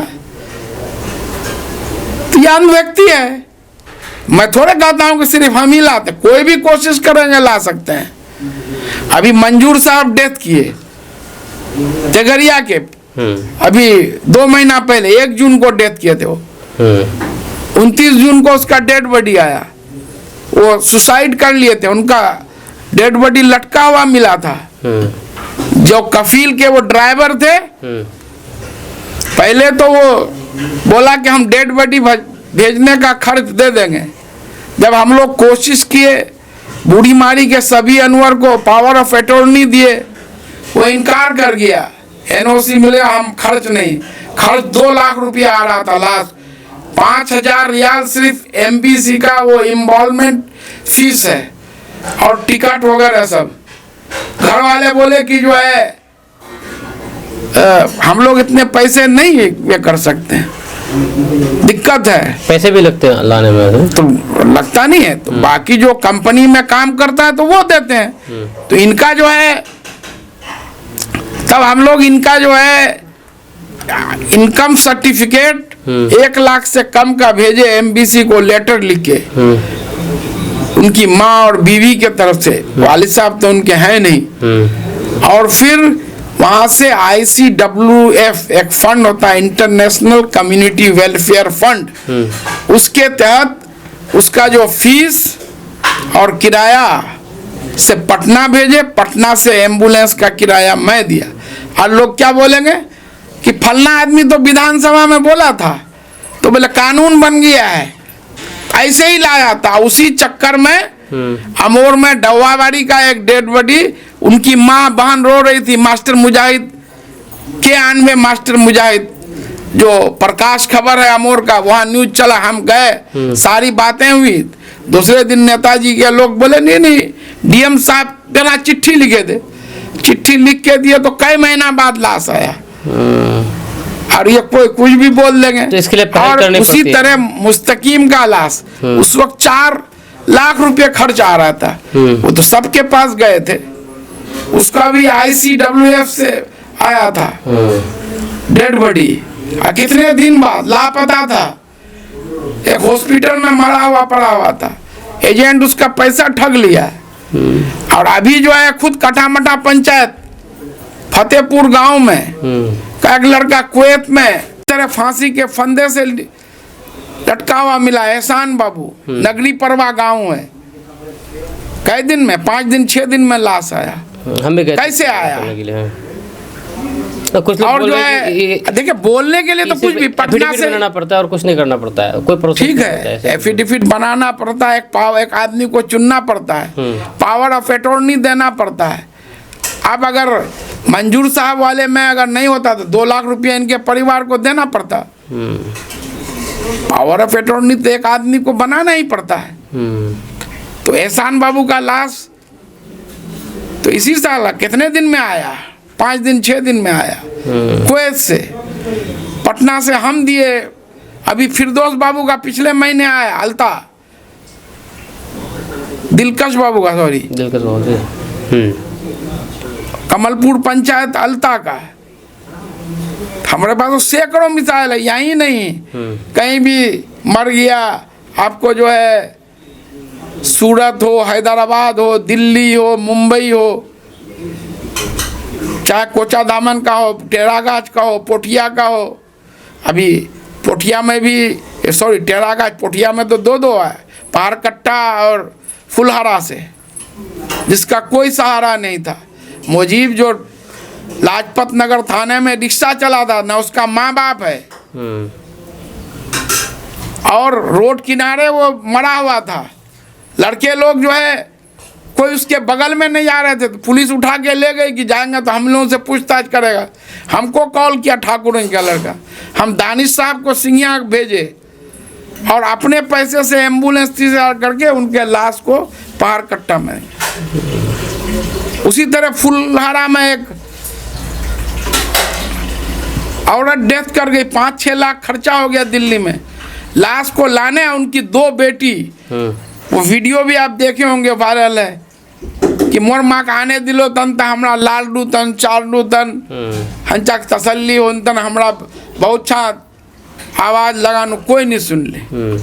कैसे उनका आ गया? पोठिया से तो मैं चुनाव नहीं लड़ता हूँ।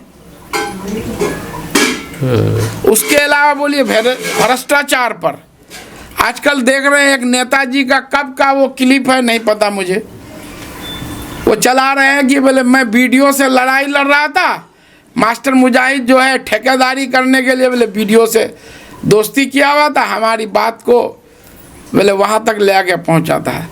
तो उस नेताजी को भी समझ होनी चाहिए, उनके वर्करों को ठेकेदारी एमएलए देता है ना, वीडियो के पास जाइए तो कोई ठेकेदारी मिलेगा? उसके पास कोई फंड है ना। 2001 के बाद। तो अब उन लोगों के सोच पर देखिए, तो बोले इसलिए वीडियो पर कार्रवाई नहीं हुआ। अरे भाई, कार्रवाई करने वाला होना चाहिए। मैंने तो दर्जनों अफसरों पर कार्रवाई नहीं किया, जेल भेजा, बर्खास्त हुआ, सस्पेंड हुआ। कितना नाम बताऊं, आप देख लीजिए। जब पहली बार एमएलए मिला बना, प्रशांत कुमार नाम है, इंस्पेक्टर, कोचाधामन थाना में पदस्थापित थे। टिटिया चौक पर उनका एक बक्सी का बेटा और एक चौकीदार बैरियर लगा के मवेशी से पैसा वसूल रहा। मवेशी बकरीद का टाइम था। सोनथा के व्यापारी से मांगा, हम रंगे हाथ पकड़े। उससे जब पूछताछ किए तो बोला इंस्पेक्टर साहब करवा रहे हैं। उसी वक्त एसपी रंजीत मिश्रा जी से बात किए, डीआईजी से बात किए पूर्णिया, और तुरंत डीएसपी हेडक्वार्टर को भेजा गया और उनका बयान लिया गया। और बयान में ऑन रिकॉर्ड मीडिया का कहा कि हम लोगों को बड़ा बाबू है का। उसी वक्त उसको लाइन हाजिर वहीं से उठा, उसी वक्त। और ये दोनों को, बक्सी का बेटा, चौकीदार, उसको जेल भेजा गया। आपके यूको बैंक कोचाधामन में एक जो है बैंक मैनेजर था, सहायक बैंक मैनेजर, 2 लड़के कोचाधामन गांव के, अखियाज जफर और निसार, मेरे पास आए कि हम लोग PMEGP का लोन का अप्लाई किए हैं और जो है हमसे 14% रिश्वत मांगा। उस वक्त मैं एमएलए था। मैं फ़ोन करके कहा कि भाई बेरोजगार लोग हैं, लोग कहाँ से पैसा देगा, कर दीजिए इसका। हम हाँ कर देंगे। फिर ये लोग गया वैसे ही बात। दूसरे दिन आए, हम लोग CBI पटना से बात किए और इनको जाने बोला, यहीं टिकट कटा के दिए, यहीं से वो लोग चले गए पटना। टीम गठित हुआ, आया, उन लोगों को रखने का 10,000 खर्चा, रिश्वत के लिए जो है 30,000 में बात हुआ था, 30,000 रुपये मैं अपने पॉकेट से दिया हूँ, जिसमें केमिकल लगा के। यूको बैंक का ब्रांच मैनेजर सिन्हा जी और सहायक ब्रांच मैनेजर रिश्वत लेते हुए धराया। वो 30,000 आज भी कोर्ट में मेरा पैसा जो अखियाज जफर और निसार दिए थे जमा है कि जब केस फाइनल होगा तब उस लोगों को वापस मिलेगा। 40,000, 10,000, टोटल खर्चा 50,000 रुपये वो खर्चा हुआ। लव कुमार सिंह ट्रक ड्राइवर मरगूब है, भागपुना सोनथा का, 10,000 रुपया रिश्वत लिया था। क्या हुआ? लव कुमार सिंह एसपी साहब से बात किए, जाके प्रूफ दिए, उसको तुरंत जेल भेजा, बर्खास्त भी किया। आज जो है हाई कोर्ट से अपना बर्खास्त की करके फिर कहीं ज्वाइन किया। आपको एमओ उपेंद्र मंडल यही रिश्वत लेता था डीलरों से, मनमानी। शिकायत किए डीएम अनिमेश कुमार पराशर से, दोनों आदमी मिलके उनके घर पे छापामारी किए, रिश्वत लेते हुए उधर। आज बर्खास्त है, जेल भी भेजे। उसी तरह रवि कुमार रवि सोनथा हाई स्कूल का टीचर है, लड़कियां शिकायत की, उस वक्त मैं एमएलए था कि ये छेड़खानी करते हैं, डीएम से बोले। उसी वक्त डीओ एसडीओ शफीक साहब हम लोग गए और सही पाए, वहीं से उसको जेल भेजा गया। अच्छा सर। उसी तरह कोचाधामन पीएससी था उस वक्त, आदिल नाम का एक टीबी का पेशेंट था, मोहसिन गांव कठामठा का, उनसे 2,000 रुपये रिश्वत लिया। जो दवाई देता है लेब पैथ इंचार्ज या लेब इंचार्ज। उसके अलावा मैंने तो जहांगीर साहब कन्याबाड़ी जनता के व्यापारी, उनके ट्रक ड्राइवर से यहाँ 2017 में जो बाहर में कट गया था बढ़िया, वहाँ एक ASI जीप रोक के पैसा लेते हुए हम रंगे हाथ पकड़े और उसको तुरंत एसपी साहब को वो सस्पेंड हुआ, ऑन द स्पॉट पकड़े थे। उसी तरह रुइया में कार्यकाल में सब चीज हुआ। जी जी। उसी तरह रुइया में एक टीचर जो है जाली सर्टिफिकेट भी बेचता था, मुख्तार नाम से, कन्याबाड़ी बिशनपुर का, मास्टर शोएब साहब भी नहीं है। और जाली सर्टिफिकेट जब देखा कि जाली है, पैसा एडवांस ले लिया। ये लोग जब किया तो इन लोगों को धमकी देना है, दोनों पर SC ST केस। कोई एक बड़े अफसर का उस पर ये था पटना सचिवालय में, उसी के उसको रंगे हाथ पकड़े। राजीव रंजन सिंह SP थे, बहादुरगंज में रहता था, वहीं पकड़ के दिए थाना में, वहाँ से जेल भेजे और बाद में सबका पैसा वापस किया, तब केस जो है कंप्रोमाइज। तो सैकड़ों ऐसे उदाहरण है। अब एक नेक्स्ट, और जो आदमी एक चौकीदार पर कार्रवाई नहीं कर पाया है अपने पूरे कैरियर में, वो आदमी मास्टर मुजाहिद पर सवाल करता है कि वीडियो को बोले इसलिए कार्रवाई नहीं हुआ, तो बोले वो ठेकेदारी के लिए। ना मैं कभी ठेकेदार हूँ, ठेकेदारी होना कोई गड़बड़ बात नहीं है, अच्छा है। हमारे समाज के लोग युवा ठेकेदारी करते हैं, अच्छी बात है। बिल्कुल समझ गए सर। एक सवाल आपसे करेंगे, अख्तरुल इमान साहब और आपका जो रिश्ता है पहले, मतलब ये दोनों साथ में थे, सुनने में आया कि क्या ऐसा सच है? बिल्कुल उससे अलग फिर कैसे हुए? फिर अलग 2009 में जब मरहूम सीमांचल गांधी तस्लीमुद्दीन साहब चुनाव लड़ रहे थे, हम लोग हल्दी खोरा गए। जो लड़के उनकी ठेकेदारी करते हैं, आज भी करते हैं, वहाँ पर उनके गाड़ी पर पथराव हुआ। और जब मैं तो सबको पहचानता हूँ भाई, मैं तो वहीं का गली, जब देखा कि ये आदमी है, तो उसी वक्त वहीं पर बकझक हुई। फिर अररिया में गए तस्लीम साहब, उस वक्त दोनों तरफ से केस भी हुआ था। अच्छा, उधर से केस हुआ तो मेरा और तस्लीम साहब का नाम था, इधर से गुलरेज रोशन रहमान साहब प्रिंसिपल साहब केस किए तो उन्हीं आदमी का नाम था। तो मैंने तो देखा कि भाई अख्तर साहब तस्लीम साहब के साथ हैं, जो उनके डेरा में रहता है, वो पत्थर फेंक रहा था उनके गाड़ी पर, उस गाड़ी में मैं भी बैठा हुआ था। इसी बात को लेकर डिफरेंसेज हुआ, तब से मतलब आज तक मतलब अलग है। तो पहले कैसा रिश्ता था आपका? पहले अच्छा रिश्ता था, ये उनसे पूछ लीजिए उनके लिए हम क्या किए हैं, नहीं किए हैं, वो मेरे लिए क्या किए हैं। चुनाव लड़ने ये सब चीजें, ये किसी के लिए करके ये करना, वो तो बोलता ओलना देना, ये सब हम नहीं, कभी नहीं बोलते हैं, कभी नहीं ये करते। सुनने में कि 1-2 चुनाव में आप साथ दिए थे उनका? बिल्कुल साथ में थे। 2005 का जो फरवरी में चुनाव हुआ था, बिल्कुल साथ में थे। पहली बार बिशनपुर गए थे चुनाव, हम ही लोग गए, टिकट तो दूसरे आदमी को दे दिए थे। उसके बाद हम लोग यहाँ से हारून इकबाल साहब, अंजार साहब जो जनता वाले, हम लोग सब लोग गए, जाके तस्लीम साहब को बोले कि जो है आप इनको टिकट दीजिए। अच्छा, एक दो सवाल है जो आपका वायरल, ये कुछ सवाल हैं वायरल, मतलब कि लोग बहुत तरह की बातें कर रहे हैं। जैसे एक वीडियो आपका वायरल हुआ एक पत्रकार के साथ, मतलब कि बकझक करते हुए अमोड़ में। जी, उस वीडियो के बारे में थोड़ा बताइए, उसमें क्या हुआ था वो चीज़, क्योंकि लोग आज नहीं उसमें मैं बता रहा हूँ। वहाँ पर एक सड़क का जो खारी पुल है, उसी का अप्रोच बना था। अप्रोच बनने के बाद जो प्री मिक्सिंग किया था, लोग हाथ से उसको सफाई वगैरह, मट्टी या इमल्शन नहीं डाला था, उखड़ रहा था। तो वहाँ के ग्रामीणों ने शिकायत की थी, और जिस वक्त ये घटना हुआ उस वक्त जो है सैकड़ों लोग, 200-400 लोग वहाँ मौजूद थे। तो जब हम लोग पूरा देख लिए, वहीं फ़ोन पर एग्जीक्यूटिव को बहुत जो भी कुछ भी कहना है करे, फिर लिख पढ़ के दिए।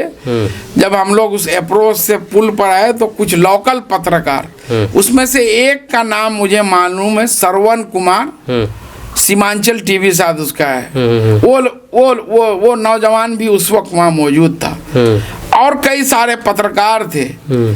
तो वो लोग इसी पर सवाल कर रहे थे कि जो है इतना भ्रष्टाचार है, ये है, अभी काम कंप्लीट नहीं हुआ, रोड उखड़ के ख़त्म है अप्रोच। तो उसी पर बात कर रहे थे।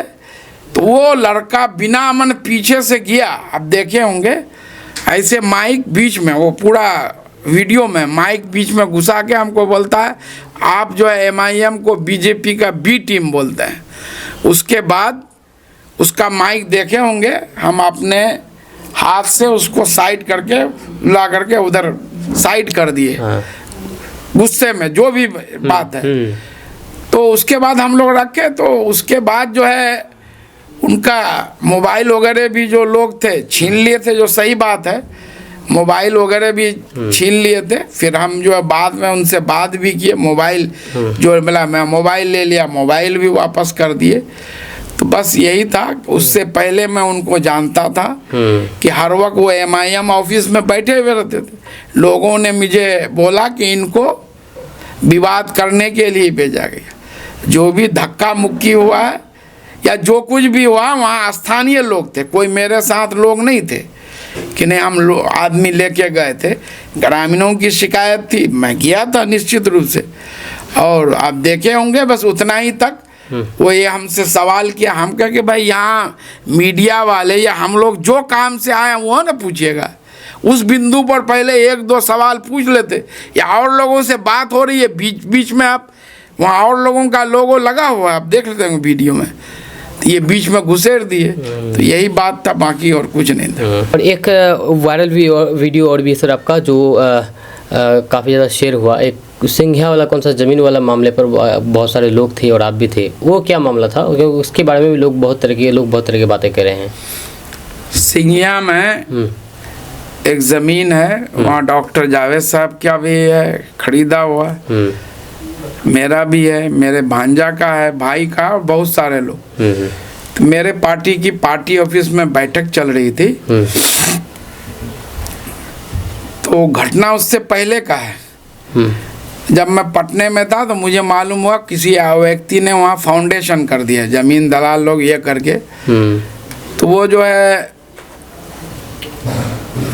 अकरम को बोले, जो लड़का मेरे साथ रहता है, वो थाने में आवेदन दिया, थाना अध्यक्ष को, ये करके वो काम रोकवा दिया। काम रुका हुआ था। फिर क्या हुआ कि एक दिन रात में वो टैंकी का पूरा गड्ढा खोद दिया।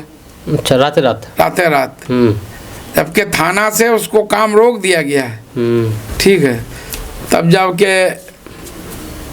हम लोगों की मीटिंग चल रही थी, मालूम हुआ कि फिर वो लोग काम कर रहा है। तो इस बीच में कुछ लोग वहाँ गए होंगे, मामिर मिनाज साहब, अनवर, ये जो है आपका वार्ड कमिश्नर जो खगड़ा का है, उसमें रौकी मुखिया भी था, एक मुदस्सिर साहब मुखिया प्रतिनिधि हैं, सारे लोग मीटिंग में आए हुए थे ऑफिस में। और जो है जितने भी लोग मेरे साथ मैंने पार्टी में थे, वो लोग यहाँ आए देखने के लिए। तो उसको अनवर जाके रोका कि भाई काम क्यों करते हो, तो उस पर कोदाल उठा दिया। अच्छा। इस बीच हमको जब बोला तो हम लोग तो थाना को सूचना दिए ही थे। तो हम जो है गुस्से में आए, जैसे ही गाड़ी से उतरे तो उसमें देखे होंगे कि डॉक्टर नूर आलम, आमिर मिनाज, जितने मेरे लोग थे, हमको जो है पकड़ के ले आके गाड़ी में बैठा दिए। फिर जो अभी वर्तमान थाना अध्यक्ष हैं वो लोग खुद आए, तो बोले कि सर आप लोग चले जाइए। फिर वो उन लोगों को डांट फटकार किए, वो लोग भी चले गए। तब तक वो एज इट इज वैसे ही है।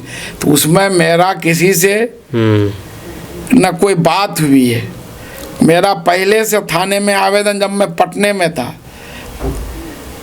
तो भांजा के नाम से, भाई के नाम से तो आवेदन दिया हुआ था, फिर भी काम कर रहा था।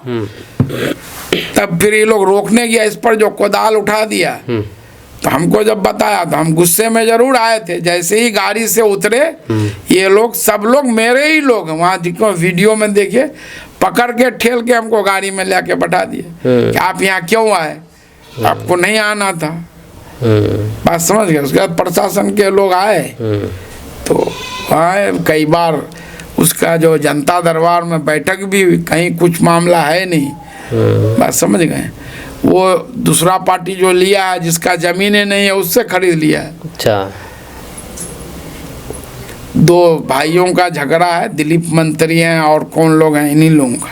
जो ओरिजिनल मालिक, जिनका मुटेशन है, कोर्ट का जजमेंट है, उससे सारे लोगों ने खरीदा है। सर, फेसबुक में हमने आपकी तस्वीर डाल करके पोस्ट किया था, तो उसमें सवाल पूछे थे कि आपका कोई सवाल हो। तो कई सारे लोगों ने सवाल पूछा, तो इसको हम उसको क्लिक करके लाए हैं। तो एक जमील अख्तर नाम से एक व्यक्ति है, उन्होंने लिखा है कि मुसलमानों का लीडर होना चाहिए या नहीं। तो मेरे तरफ से सवाल ये है कि अगर मुसलमानों से का लीडर होना चाहिए तो लीडरशिप कैसे उभरेगा?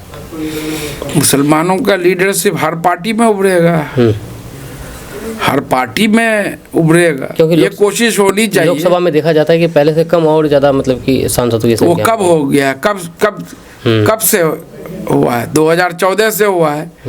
आप एक एक चीज में देख लीजिए। आप जो है 2014 के बाद चाहे पार्लियामेंट में हो, चाहे यूपी असेंबली में हो, बिहार असेंबली में हो, आपको महाराष्ट्र में हो, गुजरात में हो, मुस्लिम रिप्रेजेंटेशन कम हुआ है। क्यों कम हुआ है? इसी धारणा के तहत किसी लोग इस तरह की बातें कर रहे हैं कि हिंदुओं का हितैषी मोदी जी है, तो मुसलमानों का जो है अवैसी साहब हैं।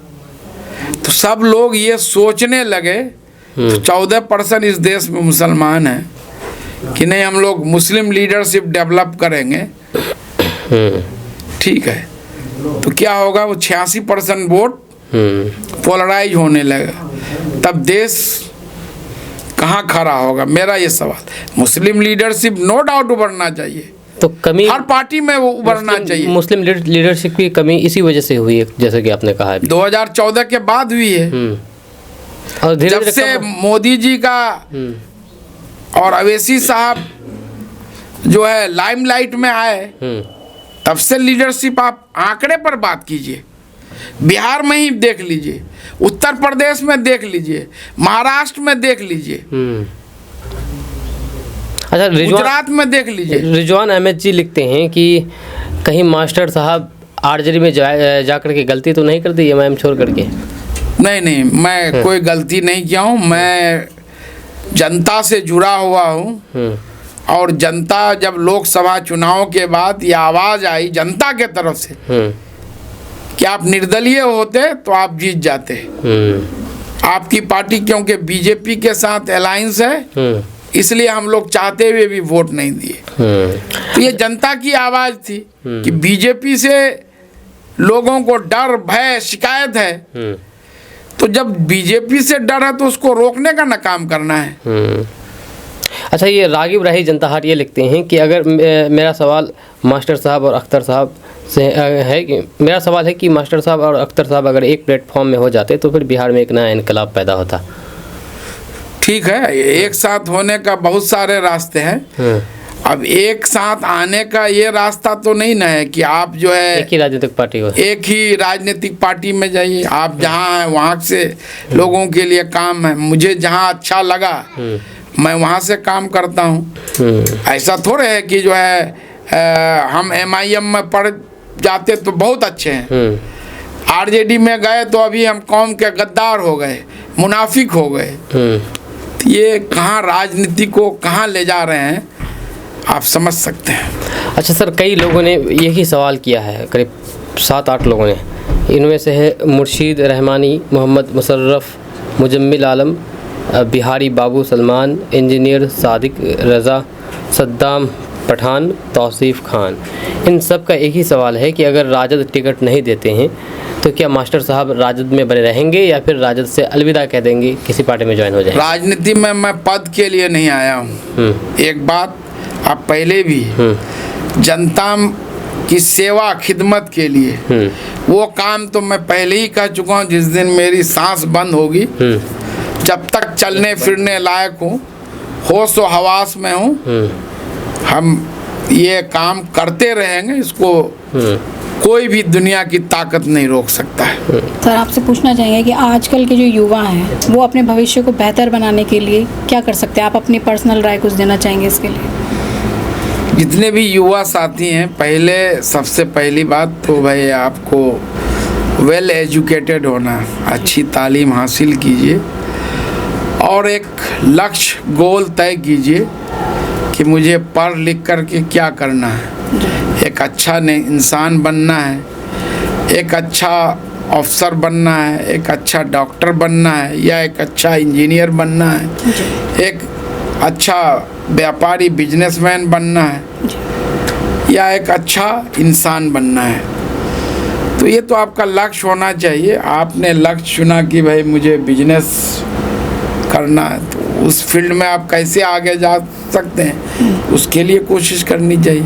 आपने लक्ष्य चुना कि मुझे आईएएस बनना है, आईपीएस बनना है, तो उसके लिए आप अभी से तैयारी शुरू कर दीजिए।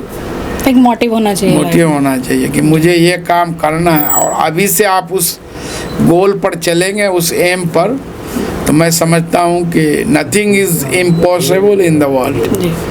आप जो लक्ष्य तय किए हैं, जो आप एम सेलेक्ट किए हैं, दुनिया की कोई ताकत जो है आपको उस लक्ष्य तक ले जाने में रोक सकती है। जो हमारे देश के मशहूर साइंटिस्ट जो बाद में देश के 11वें राष्ट्रपति बने, डॉक्टर APJ अब्दुल कलाम साहब, अक्सर नौजवानों को प्रेरित करते हुए, इंस्पायर करने के लिए, आप जानते हैं कि उनका ज़िंदगी का ज़्यादातर हिस्सा युवाओं को इंस्पायर करने में ही, और जब वो डेथ भी किए जिस दिन, एक युवाओं को ही वो जो एड्रेस कर रहे थे, तो उनका कहना था कि if you want to shine like a sun, first burn like sun. बच्चों से कह रहे हैं, बच्चों अगर तुम सूरज की तरह चमकना चाहते हो तो पहले सूरज की तरह जलना सीखो। सूरज अपने आप को जला करके पूरी दुनिया को रोशन करता है। तो मतलब जलाने से मतलब उनका था hard work, hard work, hard work. और सर दूसरा सवाल मैं आपसे पूछना चाहूँगी कि ये MU का जो मसला है वो कभी हल होगा? ये बहुत ही अच्छा सवाल है। AMU किशनगंज सेंटर के मामले में हमेशा राजनीति ही हुई, नो डाउट, चाहे जिनके तरफ से भी हो। पहले ज़मीन को लेके 3 टुकड़े में PK अजीज़ साहब उस वक्त VC थे, 1 टुकड़े में दिया गया।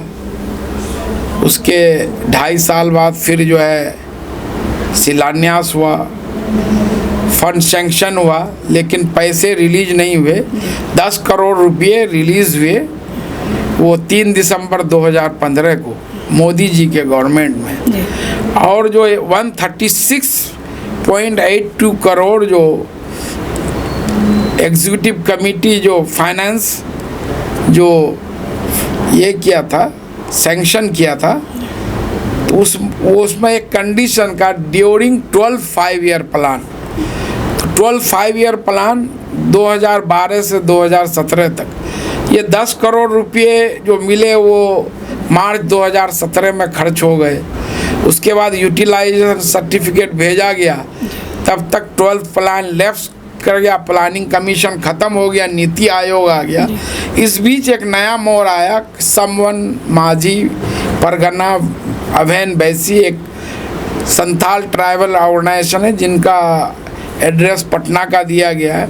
उनके बिहाफ में एक मुकेश हेम्बरम नाम के चुरली के एक व्यक्ति ने NGT नेशनल ग्रीन ट्रिब्यूनल में एक झूठा केस दायर कर दिया कि ये ज़मीन जो है महानंदा के बीचों बीच है, महानंदा का जो है बालू और पत्थर से जो बाउंड्री उस वक्त बन रहा था, काम हो रहा है।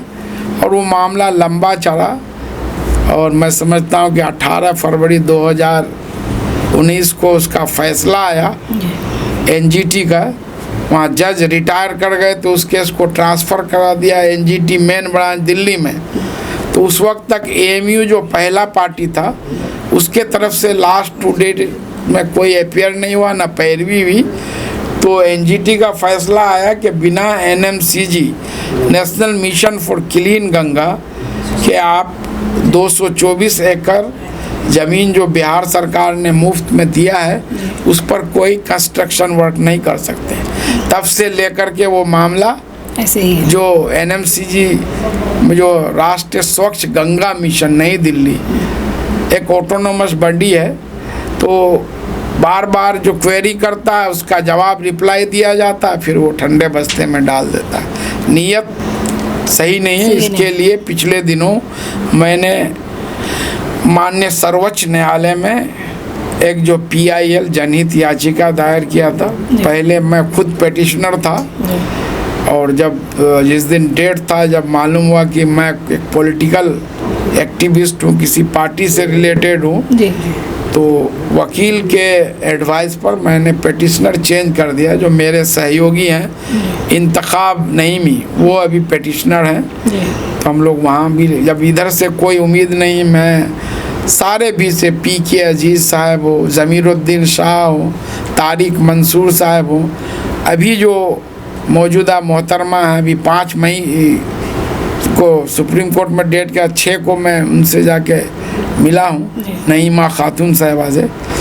लेकिन सब अपने हाथ खड़े किए हुए हैं, ये ऊपर से ही होगा, हम लोगों के हाथ में कुछ नहीं है। मुझे लगा कि उससे पहले मुख्तार अब्बास नकवी, प्रकाश जावड़ेकर जो अल्पसंख्यक कल्याण मंत्री, प्रकाश जावड़ेकर जो शिक्षा मंत्री थे, लेकिन कोई फ़ायदा नहीं नज़र आया। तो इसलिए सुप्रीम कोर्ट में जनहित याचिका दायर किया हूँ, देखते हैं वहाँ से क्या होता है। ठीक है सर। सर आपसे एक पर्सनल सवाल पूछना चाहूँगी कि आप अपनी पर्सनल लाइफ से रिलेटेड, कि आपकी शादी कब और कैसे हुई, और लव मैरिज थी या अरेंज मैरिज थी आपकी शादी? नहीं, मेरी शादी तो बिल्कुल अरेंज मैरिज थी। ये मेरे जो फादर थे उन्हीं का चॉइस था, और बहुत पहले वो लोग डिसाइड कर लेते। लेकिन शादी जो है जी 26 जून 1996 को हुई। जी सर, राजनीति को अलावा आपका कोई और साइड बिजनेस है जिस? नहीं, कुछ नहीं, खेती बाड़ी है जी। तो वो मैं अपने से नहीं देखता हूँ। जो गांव में सिस्टम चलता है, दूसरे लोग जो ताबाद करते हैं जी, उससे जो फसल वगैरह आ जाता है वही। राजनीति के अलावा और कोई ऐसा बिजनेस और नहीं कोई है आपका? ऐसा कोई ऐसा बिजनेस रिलेटेड कुछ भी नहीं? जी नहीं। जी सर। और सर नेक्स्ट मैं पूछना चाह रही थी कि राजनीति करना आसान होता है या बहुत मुश्किल? नहीं, अगर आप सही माने में राजनीति करना चाहते हैं, जो लीडरशिप होना चाहिए, जी जो लीडर की क्वालिटी होना चाहिए, तो ये बहुत डिफ़िकल्ट है। राजनीति तो कोई भी कर लेगा, लेकिन समाज के अंतिम पंक्ति पर खड़ा व्यक्ति, जी उसके फीलिंग को महसूस करना, उनसे इंटरैक्ट करना, उनकी समस्याओं को सुनना, फिर उसका समाधान करना, दैट इज़ वेरी डिफ़िकल्ट। इसलिए मैं कहता हूँ, I am not one of those who believe in leadership. Actually, I want to build a society in which people don't need leaders. तो मेरी कोशिश है कि हमारे युवा, पीढ़ी, सारे लोग शिक्षित हों, और लोगों को नेताओं की हर डगर पर, हर मोड़ पर ज़रूरत नहीं हो, कि आप खुद अपनी रहनुमाई कर सकें। अपना खुद एक पर्सनल काम के लिए ब्लॉक में रोटेशन नहीं हो रहा है, जी, निवासी नहीं बन रहा है, आय नहीं बन रहा है, मेरा मोटरसाइकिल कहीं पकड़ लिया, जी, तो ये छोटी छोटी बातों के लिए लोग नेताओं का सहारा लेते हैं। जी, तो हम लोगों की कोशिश है कि ऐसा समाज को तैयार कर दिया जाए कि हर चीज़ के लिए नेताओं की ज़रूरत है। नेता से कोई बड़ा एक्सपेक्ट, कोई बड़ा इंडस्ट्री, यूनिवर्सिटी, कोई बड़ा प्रोजेक्ट लेकर के आए, जी, तो वो होना चाहिए। तो वो तभी होगा जब हम सारे लोग, हम लोग वेल एजुकेटेड होंगे, किनका क्या फंक्शन है, जी, क्या ड्यूटी है, हमारी क्या राइट्स है। तो जब हम समझेंगे तो खुद हम अपनी रहनुमाई करेंगे। ठीक है सर, क्या सोचकर आपने राजनीति ज्वाइन की थी? कोई आपका ऐसा कोई पर्सनल कि मुझे समाज की सेवा करनी है, या कुछ भी ऐसा कुछ आपने सोच के आए थे, या फिर बस ऐसे ही? नहीं, बिल्कुल सोच कर आया था। मैं एजुकेशनल फील्ड में कुछ और कर सकता था, बेहतर कर सकता था, लेकिन राजनीति में आने का मकसद यही है कि बिल्कुल डिफरेंट जो नेता करते हैं उससे बिल्कुल डिफरेंट करना है। जी, विकास के साथ साथ समाजी खिदमत, जी, ये जो है उसके साथ भ्रष्टाचार पर भी अंकुश लगाना है, तो इन्हीं उद्देश्यों के लिए मैं राजनीति में है। ऐसा कोई पर्सनल नहीं कि मुझे सिर्फ यही करना था, मतलब ऐसा कुछ भी नहीं कि मुझे एमएलए बनना है, एमपी जी। बनना है, ऐसी कोई मंत्री ख्वाहिश बनना आपकी है नहीं थी? कि बहुत रुतबा हो जाएगा, हम बड़ा आदमी बन जाएंगे, जी। लोगों पर रौब दिखाएंगे कि हमारे साथ बहुत है, ये है, हम बहुत ये है। ऐसा कुछ भी नहीं है। जी, मतलब मेरी ये कोशिश थी कि जो ये एमएलए और जो जनता के बीच की जो दूरी बनी हुई थी जी उसको ख़त्म करना, कि मैं भी जनता में से हूँ, जी जनता के तरह हूँ, मुझसे कोई भी मिल सकता है, कभी भी बात कर सकता आम इंसानों में भी एक है। जी जी यही आपकी बस ये थी राजनीति जी में जी नहीं जी, और मैं वही कर रहा हूँ है। जी पिछले 15 साल से। आप मेरा राजनीति में सब आदमी का विरोधी होता है, जी उन्हें चाहिए। कितनों भी नेक आदमी हो जाए, कोई भी आ जाए, जिस दिन कहेंगे तो उनका कुछ समर्थक होंगे, कुछ विरोधी होंगे। जी तो पिछले 15 साल का मेरा बैकग्राउंड देख लीजिए, उसको आप स्टडी करेंगी तो यही पाएंगे।